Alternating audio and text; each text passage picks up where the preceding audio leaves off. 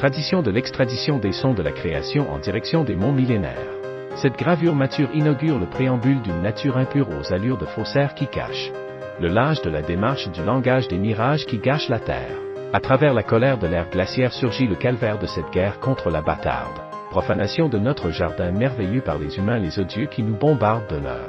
poison. Si les poissons rendent l'âme par milliers intoxiqués par la pollution du napalm, que les mammifères sont capturés pour leur pelage étant donné l'enfer des mêmes magouilles du braconnage qui souille, et que les oiseaux sont en voie d'extinction à cause de l'oisiveté des sots qui créent à l'environnement des dommages en ne faisant pas attention aux pétroliers géants qui font du forage dans leur dos. Si les forêts vertes que l'on ferait certes mener à la perte et condamner lentement à la potence à cause des coupables en fait dans le plus grand silence disparaissent de façon sournoise et perfide, peu à peu pour que l'on achète nos tabloïds à presse. Que les océans bleus dispersent approximativement des matériaux, des objets de plastique jetés à l'eau après de prudents vœux pieux de passants qui ont fini de consumer leurs drinks et leurs sandwichs, lors de chers pique-niques au bord de la mer. Et que le tort de l'air que l'on tolère des métropoles grises qui se meurent au taux de pétrole et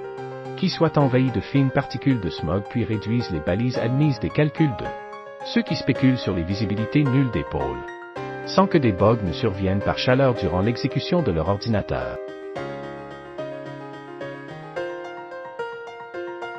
Alors l'extraordinaire naissance du cœur d'une nouvelle fleur ne se produira probablement pas, puisque la nature en plein désarroi ne sera pas assez forte pour accoucher de progéniture.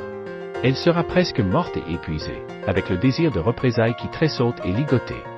par la ferraille de cette torture. Même l'écume d'un ange au ciel et sa belle plume éternelle de poète posthume ne suffira pas au challenge du bitume. Il faudrait quasiment un miracle pour que les missiles de nos ennemis les débris contaminés subissent une sacrée raclée. Qu'il n'y ait plus rien d'obstacle devant les prochains oracles. Et la planète à bout de souffle tente une ultime plainte. Un concret avant-goût qui époustoufle des attentes au ring des contraintes d'un manifeste sur le coup que l'on camoufle et que l'on ment sur les firmes et leurs empreintes, qui sont piètres avec tout leur groupe de finances au bilan illégitime du climat et de son entretien, concept de Manitou qui bouffe les ventes jusqu'aux centimes de façon succincte, et qui sous-traite ceux qui sont à genoux et ceux qui souffrent tout en contribuant au crime de ces industries sacro-saintes. Bonjour, mon nom est François et je suis très drôle à